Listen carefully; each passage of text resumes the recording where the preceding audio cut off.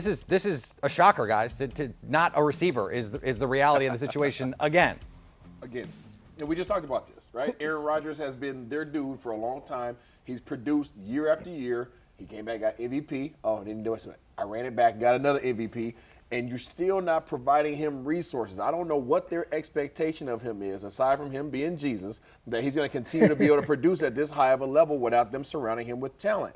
Mind you, he just lost Devonte Wyatt, the league's arguably the best receiver in the league, and you still haven't added anything to him offensively for him to be able to throw the ball to. I don't know what their game plan is. I think it speaks to the volume of second and third round receivers because the Chiefs did the same thing. They trade Tyreek Hill away, they go and get McDuffie. In a trade up even. So I think that's just about you have the grades and you feel like in day two you're going to be able to get somebody that can help in a way that you really like. I think you have a favorite and I think you might be right. Yeah, my favorite for Green Bay has been Alec Pierce. And I think he's a guy that can step in day one, move around. He was able to play outside for Cincinnati, play inside in the slot. He's able to create separation with his route running ability, but also can take the top off of a defense. So when you see a guy like that and you don't foresee him going in the first round, maybe you move up in the second round to be able to get him, but I'm not surprised at all that the Green Bay Packers decided to go in a different direction, especially this late in the first round. Here's what doesn't make sense to me, guys. Devonte Wyatt is, again, a non-premium position player as an interior defender. He's an older prospect. He's 24. Rashawn Gary is younger than Devonte Wyatt.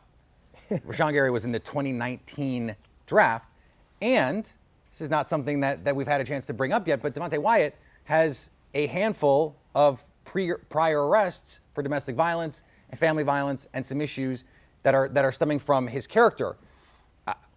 It's actually very frustrating. The draft started right before the Packers were going to pick. Andrew Whitworth was the man of the year. And they do this whole soliloquy about man of the year stuff. And then the pick is a guy who has this past history with domestic violence. That's frustrating for me as a fan of just the NFL. It's frustrating as a Packer fan, and that's before we even get to the positional value with the stuff with the wide receivers, because they can come back, George Pickens, Christian Watson, Alec Pierce, Khalil Shakur, Jalen Tolbert. I mean, there is, as you said, a cadre of guys on day two, but also look at the guys at the top of the second round. There's going to be plenty of teams trying to look for receivers. So if you're the Packers, are you just admitting this is a new time for this Packers team? We're going to be all defense. We're going to try and do to the 49ers what the 49ers did to the Packers in the divisional round at Lambeau Field? Or is this, hey, Aaron Rodgers, we're paying you $50 million. Figure it out. Go figure it out and make these guys better. You can do it with second and third round players. This is like almost worst case scenario for me in terms of the players that I thought they needed to be targeting, because this is a team that's deep, but it's also a team that's ready to win a Super Bowl now. You take two non-premium position players, guys who are not going to start for you anytime soon, certainly not this year. So there is a time and place to go outside of your traditional structures as an organization. This is one of those times, and they didn't do it. So I don't understand it. We'll see what happens tomorrow. But if you're the Packers, if you're Aaron Rodgers, like, you're probably going, now what? I'm throwing the ball to who again? How much can Aaron Rodgers carry a receiving core where Allen Lazard is your best target? Well, maybe you need to have Aaron Jones out there a little bit more as a pass catcher. You need to hand the ball off to A.J. Dillon a little bit more. Isaiah's shaking his head. I'm with you, Isaiah. Like, from an organizational standpoint, why not treat this the way that the Tampa Bay Buccaneers did and say, we're just going to bring in all these weapons. We're just going to load you up. If you're Matthew Stafford, we're going to bring in Odell Beckham Jr. We're going to do all the things to get you ready to go. I don't know. I can't stop thinking about what it looks like at Aaron Rodgers' house right now.